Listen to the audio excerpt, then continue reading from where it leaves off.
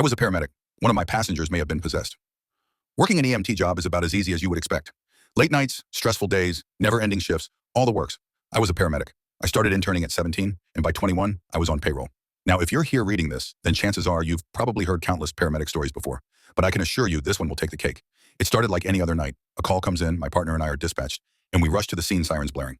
We paramedics aren't typically informed of the exact nature of the emergency when calls come in. We're taught to get to the scene as quickly as possible and assess the situation once we arrive. So my partner and I were completely clueless as to what we were walking into.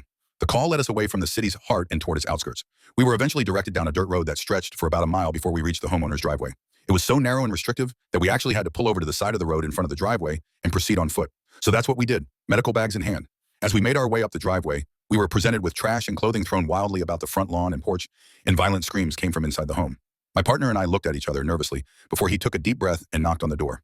It swung open nearly immediately, and a tall, exhausted-looking man in an unbuttoned shirt with a stained white tank top underneath stood before us. He was pale-faced and looked as though he had been crying. In his right hand, he gripped a Bible so hard that his knuckles glowed white. More violent screams came from behind him as he practically dragged us into the house. Upon entering, the blood was the first thing we noticed. It was all over the floor, and a trail of it led down the hall in the direction that this man was ushering us.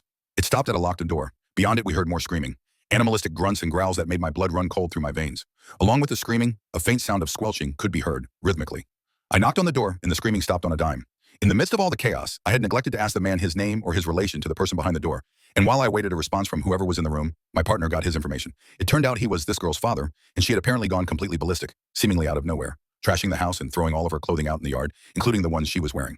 Her father attempted to intervene, to which she responded by bashing her head into the walls and locking herself in her room with a kitchen knife, all while screaming that demonic scream. While we were receiving this information and attempting to get inside, a scream came again from the room. In the most inhuman voice I've ever heard, a screeching, "Leave me alone," echoed out from beyond the door.